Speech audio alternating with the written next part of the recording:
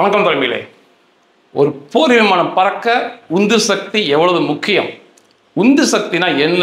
அது போர் விமானத்தை எப்படி நகர்த்துது, எப்படி உந்தி பறக்க வைக்குது, அதெல்லாமே இந்த ஒரு அசம்பிள் பண்ண போர் விமானம். என்னால் தேஜஸ் போர் விமானத்தையோ இல்லை காவேரி இன்ஜினையோ பரிசோதிக்க முடியாது. இது ஒரு அசம்பிள் பண்ண வெறும் 370 ரூபா தான் இந்த போர் விமானம். அடிப்படை எல்லாமே ஒன்று தான். இதோட அடிப்படை தான் போர் விமானமோ பறக்கிறது. இதன் மூலமாக தெரிஞ்சுக்கலாம். ஒரு மகிழ்ச்சியாக இருக்குது இது பரிசோதனை பண்ணுறது. இதில் நீங்கள் பார்க்குறது, இங்கே பார்க்குறது தான் இதில் என்ஜின். போர் விமானத்தை என்ஜின்னு சொல்லுவோம். இதில் இந்த சின்ன பகுதியை மோட்டார்னு சொல்லுவோம். இது இங்கே மோட்டார்னு தான் சொல்லணும்.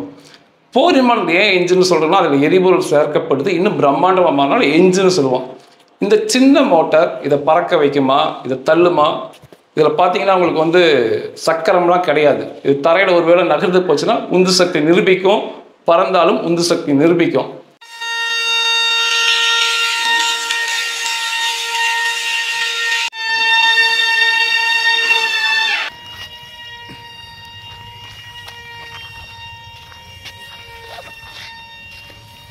இதன் மூலமாக அப்படி தொடர்ச்சியாக உந்து சக்தினா என்ன, அது எவ்வளோ முக்கியம், எவ்வளோ நம்ம இன்னைக்கு கொடுக்குது உந்து சக்தி, நம்ம காவேரி கொடுத்துட்ருக்குங்கிறத இந்த பதிவில் பார்த்து இதை கம்ப்ளீட்டாக தெரிஞ்சுக்கலாம். இது 2ஆம் பாகம், இதோட முடிச்சுக்கலாம்.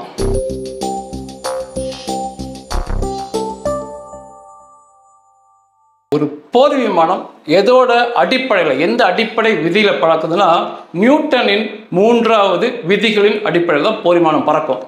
நியூட்டன் 3ஆம் விதி நமக்கு ரொம்ப எளிதாக தெரிஞ்சது. ஒவ்வொரு செயலுக்கும் எதிர் செயல் ஒன்று, ஒவ்வொரு வினைக்கும் எதிர்வினை ஒன்று உண்டு அப்படின்னு சொல்லி நியூட்டன் சொல்லுவார். இந்த போர் விமானத்தில் இது என்ன செயல் பண்ணுது அப்படின்னா, இதை ஃபஸ்ட்டு போர் விமானத்தை போர் விமானத்தையோ பயணிகள் விமானத்தையோ முதல்ல இயக்கும் போது இந்த ஃபேனை சுத்த விடும்போது முதல்ல கரண்ட்டையோ பேட்டரியோ உபயோகப்படுத்துவாங்க. அதுக்கப்புறம் தொடர்ச்சியாக சுழன்றிருக்கும் போர் விமானத்தில் இருக்க என்ஜினோட ஃபேன். முதல்ல சுத்த வைப்பாங்க பேட்டரி மூலமாக அல்லது ஒரு வேற ஏதாவது மின்சார சாதனம் மூலமாக சுத்த வைப்பாங்க. இதை இந்த காற்றாடியை அதிக வேகமாக முன்னால் இருக்க ஃபேனை சுற்றும் போது இதில் என்ன செயல் நடைபெறும்னா, முன்னால் இருக்க காற்றை மிக வேகமாக உறிஞ்சு பின்னால் தள்ளிவிடும். இந்த ஃபேன், ராட்சச ஃபேன் போர் விமானத்தில் இருக்கும். முன்னால் இருக்க காற்று ஒரு ராட்சசத்தனமாக உறிஞ்சு பின்னால் தள்ளும்.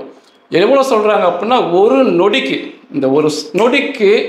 1000 கிலோ காற்று உச்சக்கட்ட வேகத்தில் போகும்போது 1000 கிலோ காற்று வெளியே தள்ளி விடும்பாங்க. அப்போ எவ்வளோ பிரம்மாண்டம் யோசித்து பாருங்க. 1000 கிலோ காற்று உச்சக்கட்டத்தில் வெளியே இந்த பின்னால் தள்ளும். இதில் செயல் முன்னால் இருக்க காற்று பின்னால் வர்றது.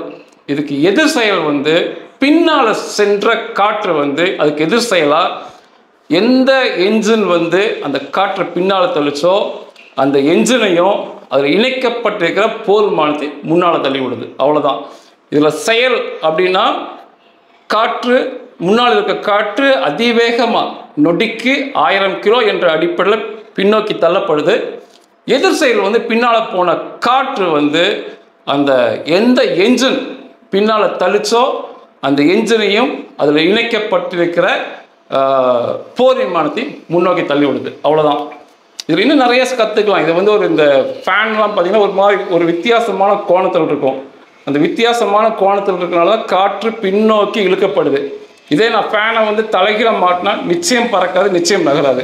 அதை போல் இன்னொன்று முக்கியமானது, போர் விமானம் ஏன் இந்த மாதிரி அடிப்படையில் இப்படி இருக்குது, ரெக்கைகளோடு ஏன் இப்படி இருக்குது அப்படின்னா, ஒரு என்ஜின் போர் விமானத்தை முன்னோக்கி தள்ளிவிடும். ஆனால் நிலையாக பறக்க வைக்கணும் அப்படின்னா, நிலையாக இந்த போர் விமானம் பறக்க வைக்கணும்னா இந்த இறக்கைகள் இந்த வால் எல்லாமே ரொம்ப முக்கியம். இந்த போர் விமானத்தில் இறக்கைகள் ஃபிக்ஸடாக இருக்குது, நிலையாக மாட்டியிருக்கிறோம். ஆனால் ஒரிஜினல் போர் விமானங்களில் இந்த இறக்கைகள் நகர்த்துற மாதிரி செட் பண்ணி வச்சுருப்பாங்க. அதிகமான காற்று போர் விமானம் முதல்ல நகரும் போது தரையில் தான் நகருது. போர் விமானம் தரையில் நகருது. உச்சக்கட்ட வேகத்தை கொடுப்பாங்க அந்த நகரும் போது. ஏன் அப்படின்னா, உச்சக்கட்ட வேகம்னா என்னன்னா, அதிகமான காற்றை உள்ளெழுத்து பின்னால் அனுப்புவாங்க, அதிகமான எரிபொருளை சேர்ப்பாங்க. அப்போ தான் உச்சக்கட்ட ஆற்றல் உந்து சக்தி நடைபெறும். தரையில் நகர்ந்து மிக வேகமாக நகர்ந்து போகும். அப்போ இந்த இறக்கைகளை வந்து அசைப்பதன் மூலமாக இறக்கைகளோட கோணத்தை மாற்றுறதுனால தான் தரையில் நகர்ந்து வர போர் விமானம் இறக்கையின் கோணத்தை மாற்றுறதுனால மேல் நோக்கி கிளம்பும். மேல் நோக்கி வேகமாக கிளம்புற வரைக்கும் மேலே அவங்க தேவையான அளவுக்கு இந்த இறக்கைகளை கோணத்தை மாற்றி தான் வச்சுருப்பாங்க. நிலையாக வரணும் அப்படின்னு வர வேண்டிய இடத்துல அதுக்கப்புறம் கோணத்தை மாற்றிக்குவாங்க. இதுலேருந்து புரியும், போர் விமானம் வந்து நேராக நகர்றதுக்கு பறப்பதற்கு என்ஜின் உதவி பண்ணும். ஆனால் இந்த ரெக்கைகள் தான் மேல் நோக்கி போகிறதுக்கும் சரி, மேலே பறக்கிற போர் விமானம் கீழே வருவதற்கும் சரி, ஒரு பக்கமாக திரும்பணும்னா ஒரு பக்க ரெக்கைகளையும் இந்த வாள்களையும் மாற்றுவாங்க. ஒரு பக்கம் திருப்பறக்கு, இன்னொரு பக்கம் திருப்பறக்கு, இன்னொரு பக்கம் ரெக்கைகளும் வாளையும் மாற்றுவாங்க. கோப்ரா மெனுவருங்கிறது, அதாவது நாகப்பாம்பை போல, அது நாகப்பாம்பை போல் நிற்கிறது, இப்படி நேராக செங்குத்தம் மேலே போகுது. செங்குத்தம் மேலே போகிறதுக்குமே இந்த இறக்கைகள் வாழை மாற்றுவாங்க. அதிக உச்சக்கட்ட ஆற்றலை செலுத்துவாங்க. இங்கே போர் விமானத்தில் அதிகபட்சமாக வேகத்தை கொடுப்பாங்க.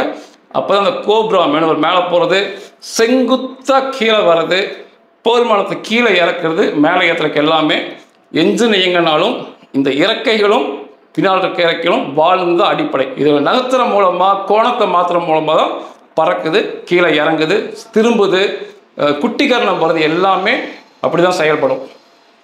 அது த்ரஸ்ட் அப்படின்னா என்ன, உந்து சக்தி எங்கே செயல்படுது அப்படின்னா, இந்த போர் விமானம் வந்து என்ஜின் உச்சக்கட்ட வேகத்தில் சுற்றும் போது இந்த பின்னால் வர காற்று இங்கே வந்து உந்தி தள்ளுற, இங்கே பின்னால் இருக்க காற்றை அளக்கும் போது அந்த தேவைப்படுற உந்து சக்தி நமக்கு எவ்வளோ தேவைப்படுமோ கிடைக்கணும். தேஜஸ் போர் விமானம் வந்து தேஜஸ் போர் விமானம் வந்து எடை குறைவான பிரிவில் வரும். 5450 கிலோ தான் அது காலி தேஜஸ் போர் விமானத்தோட எடை. நீங்கள் ஆயுதங்களை ஏற்றிக்கிட்டு எரிபொருள் நிரப்பிட்டு ஒரு விமானம் ஏற்றிக்கிட்டிங்கன்னா 13500 கிலோவாக வரும். 13500 கிலோ தேஜஸ் போர் விமானம் நகருவதற்கு விண்ணில் பறப்பதற்கு வந்து 100 கிலோ நியூட்டன் சக்தி பின்னால் இங்கே வரணும். 100 கிலோ நியூட்டன். இந்த மாதிரி உந்து சக்தியை வந்து நியூட்டனோட அந்த நியூட்டன் பேர் தான் அழைக்கப்படும். 1 கிலோவுக்கு 1000, அப்படி பார்த்தீங்கன்னா 1,00,000 நியூட்டன் சக்தி பின்னோக்கி வரணும். அப்படி பின்னோக்கி வந்தால் தான் தேஜஸ் போர் விமானம் நகரும், பறக்கும். இப்போ வரைக்கும் நம்மளோட காவேரி இன்ஜின் வந்து 70,000 75,000 நியூட்டன் சக்தியை பின்னுக்கு தள்ளுது.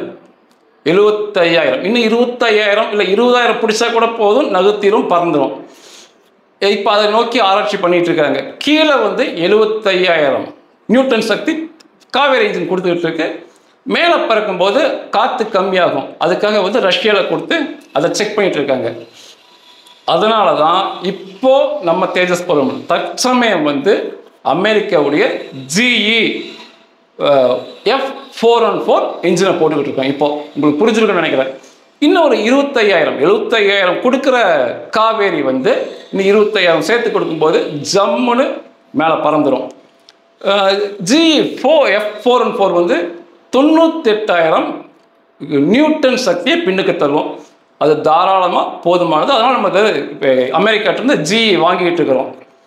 ஒருவேளை வந்து ராட்சச போர் விமானம், மிகப்பெரிய போர் விமானம் Su-57 அப்படிலாம் வந்துச்சுன்னா என்ன பண்ணுவாங்கன்னா, தேஜஸுக்கு ஒரே ஒரு இன்ஜினை 2 இன்ஜினாக மாற்றுவாங்க. 2 இன்ஜின் மாற்றிக்குவாங்க. இல்லை ராட்சச இன்ஜின் செய்வாங்க. இப்போ 1,00,000 நியூட்டன் சக்தி வெளியே தள்ளுற இன்ஜினுக்கு பதிலாக அதிகமாக தள்ளுற இன்ஜினை மாட்டுவாங்க. இல்லைன்னா 2 இன்ஜின் மாட்டுவாங்க. 2 இன்ஜின் மாட்டி தான் ராட்சச போர் விமானத்தை கிளப்புவாங்க. இப்போ நீங்கள் பயணிகள் விமானம் பார்க்குறீங்க, நிச்சயமாக 2 இன்ஜின் தான் அங்கே செயல்படுது. 2 பக்கமும் இருக்கும்.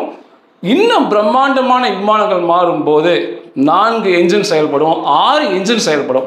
அத்தனையும் சேர்ந்து தான் அந்த பிரம்மாண்டங்களை தூக்கிட்டு போய் மேலே தள்ளி விடுறது.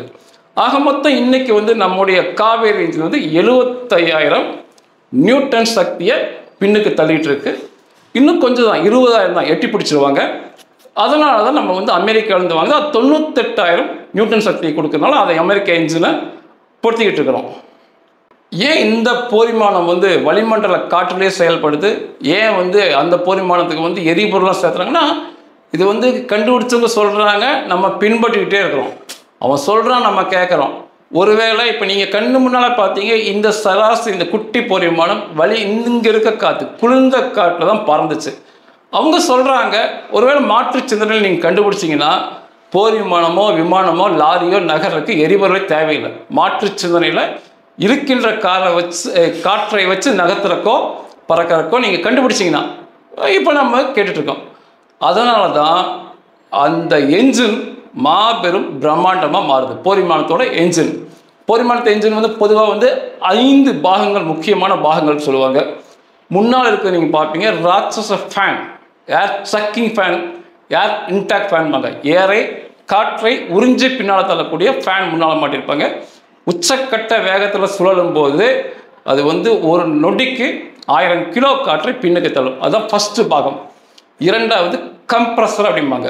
கம்ப்ரஸரோட வேலை வந்து வருகின்ற காற்றை அழுத்தமான காற்றாகவும் நெருக்கமான காற்றாகவும் மாற்றணும்.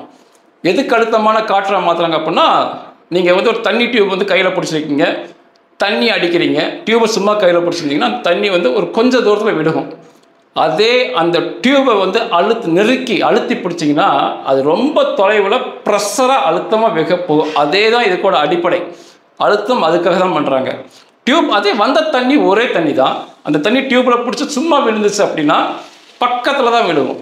அந்த டியூப்பை நம்ம நெருக்கி பிடிக்கும்போது, ஓட்டையை சின்னது பண்ணும்போது தண்ணி பிச்சுக்கிட்டு ரொம்ப தூரமாக போகும், அழுத்தமாக போகும். அதுக்காக அழுத்தம் பண்ணுவாங்க. அது அழுத்தம் எப்படி பண்ணுறாங்கன்னா, பல் சக்கரங்கள் பெருசாக இருந்து சின்ன சின்னதாக மாறிக்கிட்டே வரும். அது வழியாக உள்ளே வரும்போது அழுத்தமான காற்றாக மாறும். நெருக்கமான காற்றை ஏன் பண்ணணும் அப்படின்னா, காற்றை நெருக்கும் போது மூலக்கூறுகள் நெருங்கி வரும். அப்போ காற்றுக்குள்ளே ஆக்சிஜன் இருக்குது, அதுதான் எரியக்கூடியது, பிற எரியக்கூடியது. இந்த மூலக்கூறுகள் ரொம்ப நெருங்கி பக்கம் வந்துடும். சாதாரண காற்றாக போனால் ஆக்சிஜன் வந்து அங்கே இங்கே அந்த மூலக்கூறு இருக்கும். நெருக்கும் போது ஏகப்பட்ட ஆக்சிஜன் பக்கம் இருக்கும்போது அடுத்த தீயில எரிபொருளோட சேர்த்தும் போது கொழுந்து விட்டு அதிக ஆற்றலோட எரியும். மிகப்பெரிய ஆற்றலை எரிக்கும் போது கொடுக்கறதுனால தான் காற்றை வந்து நெருக்கிறாங்க. கம்ப்ரஸருக்கு அதான் வேலை. காற்றை அழுத்தமாக கொடுக்க வேண்டியது, நெருக்கமாக கொடுக்க வேண்டியது கம்ப்ரஸரோட வேலை. மூன்றாவது கம்பஸ்டன் சேம்பர்பாங்க, எரிப்பு தொட்டி. அந்த எரிப்பு தொட்டியில் தான் இந்த சாதாரண அழுத்தமான குளிர்ந்த காற்று வெப்ப காற்றாக மாறப்படும். அங்கே வந்து குழாய்க்குள்ளையாக நாசலாக இருக்கும். அதில் வந்து இங்கே போர் விமானத்தில் வந்து சூப்பர் கேஸ்லைன்பாங்க எரிபொருள். அதை வந்து தெளிப்பாங்க, பற்ற வச்சுடுவாங்க. அப்போ வந்து அங்கே மிக வேகமாக வர காற்று, நெருக்கமான காற்று, அழுத்தமான காற்று சூப்பர் கேஸ்லைன் கூட சேர்ந்து எரியும் போது வெப்ப ஆற்றலாக மாறும், வெப்ப காற்றாக மாறும். எதுக்கு வெப்ப காற்றாக மாற்றுறாங்கன்னா, குளிர்ந்த காற்றை விட வெப்ப காற்று மிக வேகமாக நகரக்கூடியது, மிக அழுத்தமாக மாறக்கூடியது. மிக அழுத்தமாக மாறும், வேகமாக மாறும். வெப்ப காற்று தான் மூலக்கூறுகள் வந்து நகரக்கூடியது. மூலக்கூறுகள் மிக வேகமாக பறக்கும், நகரும். அதனால வெப்ப காற்றாக மாற்றுறதுனால இன்னும் அதிக அழுத்தமாக, இன்னும் வேகமாக அந்த காற்று பின்னோக்கி போகும். முன்னோக்கி போகிறதுக்கு வழியே இருக்காது அந்த அழுத்தமான காற்று. ஏன்னா முன்னிருந்து காற்று வந்துக்கிட்டே தொடர்ச்சியாக வரனால எக்காரணம் கொண்டு முன்னால் போகாது, பின்னால் வழியில் தச்சு போகிற வழி தான் பார்க்கும். நான்காவது டர்பைன் வாங்க. இது ஒரு நல்ல ஒரு விஞ்ஞானம். எதுக்கு இந்த டர்பைன் இருக்குது? டர்பைன் எல்லாமே பண்ணலாம். டர்பைன்ங்கிறது ஒரு காற்றாடி, விண்டு மில் அப்படிம்பாங்க. இந்த வெளியே போகிற காற்று அந்த டர்பைனில் பட்டு டர்பைனை சுற்றி விட்டுட்டு தான் வெளியே போகும். டர்பைனை சுற்றி விடும். ஏன் டர்பைனை சுற்றி விடுறாங்க அப்படின்னா, முன்னால் இருக்க காற்றை இழுக்கக்கூடிய ஃபேன்ல இருந்து கம்ப்ரஸர், மற்ற பேரிங்குகள், மற்ற இணைப்புகள் இந்த டர்பைன் இப்போ எல்லாமே ஒரே ஒரு சாஃப்ட், சென்டர் சாஃப்ட் அப்படிம்பாங்க. ஒரே ஒரு சென்டர் சாஃப்டில் ஒரு சுழலும் உருளை அதில் தான் மாட்டியிருப்பாங்க. முன்னால் இருக்க ஃபேனு, அதுக்கப்புறம் கம்ப்ரஸர், இந்த டர்பைன், மற்ற இணைப்புகள், தேவைப்பட்ட அனைத்து இணைப்புகளுமே ஒரே சென்ட்ரல் சாஃப்டில் மாட்டியிருப்பாங்க. காற்று உள்ளே இழுத்து தர ஃபேன் அப்படியே வந்து இந்த டர்பைனை சுற்றி வரனால, டர்பைன் சுற்றுறனால அந்த சென்ட்ரல் சாஃப்ட் சுழலும். ஏன்னா எல்லாம் ஒரே இணைப்பில் இருக்குது. இந்த சென்ட்ரல் சாஃப்ட் சுற்றுறனால முன்னால் இருக்க ஃபேன் சுற்றும். அதாவது ஒன்னால் நான் சுற்றினேன், என்னால் நீ சுற்றுனேன்னு சொல்லி தொடர் சுழற்சி இங்கே ஏற்பட்டுரும். தொடக்கத்தில் மட்டும் பேட்டரி மூலமாக அந்த ஃபேனை சுற்ற வச்சா போதும். பறந்த பிறகு இந்த டர்பைன் சுற்றுறதுனால சாஃப்ட் சுற்றுது, சாஃப்ட் சுற்றுறதுனால முன்னால் இருக்க ஃபேன் சுற்றுது, ஃபேன் சுற்றுறதுனால இந்த திரும்ப கம்ப்ரஸர் டர்பைன்லாம் சுற்றுது. அந்த காற்று வரனால சாஃப்ட் சுற்றுது, ஃபேன் இப்படி சுற்றிக்கிட்டே இருக்கும். தொடர் சுழற்சி ஏற்பட்டுரும். ஒரு அழகான விஞ்ஞானம் தான். இதெல்லாம் தான் யோசிக்கிறதுங்கிறது. யோசிக்கிறதுனால தான் இதெல்லாம் சாதிக்கிறாங்க. இப்போ நியூட்டனே இருக்காரு, நம்ம வந்து ஆப்பிள் கீழே விழுது பார்ப்போம், எடுத்து சாப்பிட்டு போயிடுவோம். நம்மளோட சராசரி சிந்தனை ஆப்பிள் கீழே விழுந்துச்சுன்னா சந்தோஷப்பட்டு எடுத்து சாப்பிடுவோம். ஆனால் நியூட்டன் யோசித்தாரு, ஏன் கீழே விழுகுது, புவிக்கு ஈர்ப்பு விசை இருக்குது, அதோட ஃபார்முலா அதெல்லாம் சொன்னால் நமக்கு மண்டை வெடிச்சிடும். நான் அதனால நியூட்டன் சக்தி 1,00,000 நியூட்டன் சக்தி தேவைப்படுன்னு சொல்லி நகர்ந்து போயிட்டேன். அது என்ன சக்திலாம் சொன்னால் பைத்தியமே பிடிச்சிடும். ஆனால் அவர் செஞ்சு காமிச்சார். அதனால தானே இவ்வளோ பெரிய மாற்றங்கள். அதுதான் இந்த டர்பைனே அதான் சொன்னேன், எனக்கு பிடிச்சது. ஒரு ஃபேன் மட்டும் சுத்தாமல் அதில் இணைக்கப்பட்ட கம்ப்ரஸர், சாஃப்ட், டர்பைன் எல்லாம் ஒரே இணைப்பு. ஃபேன் சுற்றுறதுனால டர்பைன் சுற்றும், டர்பைன் சுற்றுறதுனால ஃபேன் சுற்றும், மாற்றி மாற்றி சுற்றிக்கிட்டே இருக்கும். இதுக்காக டர்பைன். இது 4வது பாகம். 5வது கடைசி எக்ஸிட் மார்க், அதாவது வெளியேறும் வழி. அது ஒரு குறுகலான அமைப்பு கொடுத்துருப்பாங்க. அவ்வளோ வேகமாக இழுக்கப்பட்ட ஒரு நொடிக்கு 1000 கிலோ இழுக்கப்பட்ட காற்று அழுத்தப்பட்டு நெருக்கப்பட்டு வெப்பப்படுத்தப்பட்டு அதுக்கப்புறம் இது வழியாக மிக வேகமாக வெளியேறி போகும். இது வேகமாக வெளியேறி போகிறதுனால நியூட்டனோட மூன்றாவது விதி அங்கே செயல்படுது. வேகமாக போகிற காற்று பரவலாக போகும், நேராகவும் போகும், சுற்றியும் போய் பரவலாகவும் போகிறதுனால அந்த என்ஜினை, அந்த போர் விமானத்தை எல்லாத்தையுமே முன்னோக்கி தள்ளி விடுது. அவ்வளோதான். இதுதான் இன்ஜினோட அமைப்பு. வெறும் காற்றை வச்சு, குளிர்ந்த காற்றை வச்சு பண்ணலாமா? பண்ணலாம். ஏன்னா இந்த விமானம், இந்த மாதிரி போர் விமானம் வெறும் குளிர்ந்த காற்றுலாம் பறந்துச்சு. ஆனால் அவ்வளோ எடை தூக்கணும், அவ்வளோ வேகமாக போகும்போது காற்று அழுத்தப்படணும், வெப்பப்படுத்தப்படணும், அப்படி தான் சொல்கிறாங்க. காவேரி ஆஃப்டர் பர்னிங் இன்ஜின் அப்படின்னா அது கடைசி. அதெல்லாம் ஆஃப்டர் பர்னிங் அப்படின்னா இந்த வெளியேறி போகிற காற்று இந்த போர் விமானத்தை முன்னோக்கி தள்ளி விடுது. சில சமயம் வந்து போர் விமானம் ஆரம்ப கட்டத்தில் ரன்வேல அப்படி பறந்து வரும்போது மிக வேகமான அழுத்தமாக வரணும். அதே மாதிரி இன்டர்செப்ட் பண்ணும்போது இன்னொரு போர் விமானம் மேலே போயிட்டு இருக்கு, அதை வழி மறைக்கணும் அப்படின்னா பறக்கிற போர் விமானத்தை டக்குன்னு மேலதுக்கு போகும்போது அதிகமான அழுத்தம், ஆற்றல் தேவைப்படும், உந்து சக்தி தேவைப்படும். தரையில் கிளம்பும் போதும் வழிமறிக்கும் போதும் அதிக உந்து சக்தி தேவைப்படும். அப்போ என்ன பண்ணுவாங்கன்னா, இந்த வெளியே போகிற காற்று நாசில் வழியாக, எக்ஸிட் வழியாக வெளியே போகும்போது அங்கேயும் எரிபொருளை தெளிக்கிற மாதிரி செட் பண்ணி வச்சுருப்பாங்க. எப்போ அதிக உந்து சக்தி தேவைப்படுதோ அப்போ வந்து வெளியே போகிற காற்றுக்குமே எரிபொருளை தெளித்து பற்ற வச்சுடுவாங்க. அதுதான் நீங்கள் பார்க்குறது. சில சமயம் போர் விமானத்தில் வந்து தீ பிளம்பாக வெளியே போகும், சில சமயம் நம்ம கண்ணுக்கு அது தெரியாது. தீ பிளம்பாக வெளியே போச்சுன்னா ஆஃப்டர் பர்னிங் அப்படிங்கிறது. ஆஃப்டர் பர்னிங் செயல்படுன்னு அர்த்தம். கண்ணா பின்னான்னு எரிபொருள் செலவாகிடும். இதுக்காக பொதுவாக போர் விமானத்துக்கே எரிபொருள் செலவாகும். இதை பண்ணும்போது இன்னும் அதிகமாக செலவாகும். தேவைப்படும் போது மட்டும் இந்த ஆஃப்டர் பர்னிங்கை ஆன் பண்ணுவாங்க விமானிகள். அது ரன்வேல நகர்ந்து மிக வேகமாக உச்சக்கட்ட வேகம் எடுக்கும் போதும் ஆஃப்டர் பர்னிங்கை ஆன் பண்ணுவாங்க. பறக்கும் போது வழிமறைக்கிறதுக்காக இன்னொரு போர் விமானத்தை வழிமறைக்கணும், செங்குத்த மேலே தூக்கணும் அப்படின்னா அந்த ஆஃப்டர் பர்னிங் ஆன் பண்ணிட்டு ஆஃப் பண்ணிக்குவாங்க. இதுதான் காவேரி ஆஃப்டர் பர்னிங் இன்ஜின் நான் சொன்னது. இதுதான் இந்த இன்ஜின்களோட ஓரளவுக்கு பாகங்கள், செயல்படும் விதங்கள். நாளை காவேரி பறக்க போய் ஏன் சொன்னேன் அப்படின்னா, இதில் பயன்படுத்தப்படும் உலோகங்கள் இந்திய தொழிலதிபர் அதானி அல்ல மிதானி அப்படிம்பாங்க. அவர் வந்து உலகத்திலேயே டங்ஸ்டனை உருவாக்கும் தொழிலதிபர்கள் இவர் ஒரு குறிப்பிட்டத்தக்க நபர். இந்தியாவில் இவர் மட்டும்தான் டங்ஸ்டன் உருவாக்குறாரு. அவர் என்ன சொல்லியிருக்காரு அப்படின்னா, நான் வந்து இந்த போர் விமானத்தின் பயன்படுத்தப்படும் உலோகங்களை கண்டுபிடிச்சிட்டேன், நான் இந்தியாவுக்கு தரேன்னு சொல்லி கொடுத்துக்கிட்டு இருக்காரு. அவர் வந்து இந்த உலோகத்தை கண்டுபிடிச்சிட்டாரு, வெப்பத்தை தாங்கக்கூடிய. ஏன்னா டங்ஸ்டன் தான் அதிகமாக வெப்பத்தை தாங்கும். இவர் டங்ஸ்டனை உருவாக்கக்கூடிய தொழிலதிபர், இந்திய தொழிலதிபர். அவர் வந்து இதுக்கான பாகங்களை, உலோகங்களை கண்டுபிடிச்சிட்டேன்னு சொல்லி கொடுக்குறாரு. இது மிகப்பெரிய வெற்றி. இரண்டாவது, தனியார் சேர்ந்து மிக மின்னல் வேகத்தில் முன்னேறி வராங்க.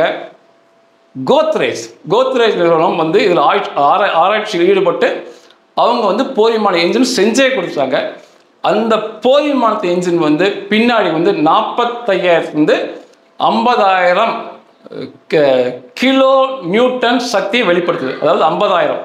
நம்ம காவேரி DRDO செஞ்சுட்டு இருக்குது 75,000 வெளிப்படுத்துது. கோத்ரேஜ் இப்போ செய்கிறது வந்து 45,000 50,000 வெளிப்படுத்துது.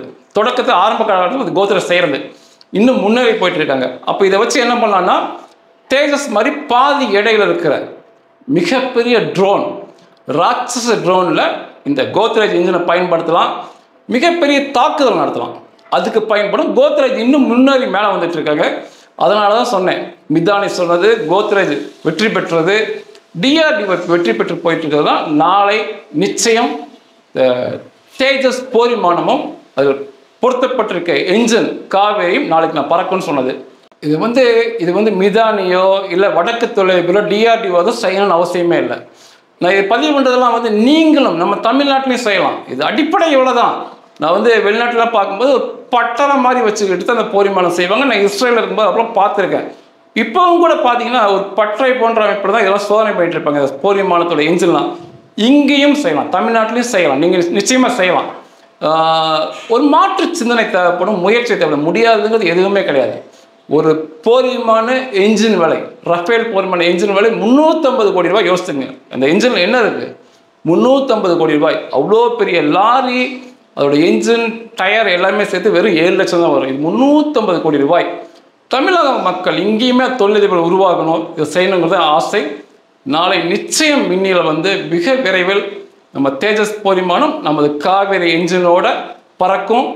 நமது பயணிகள் விமானம் நம்ம காவேரி என்ஜினோட பறக்கும். உலகத்துக்கும் நிச்சயம் விற்பனை செய்யப்படும். வெறும் 4 நாடுகள் தான், 5வது நாடுகள் 100% இந்தியா அதில் சேரும். நன்றிகள்.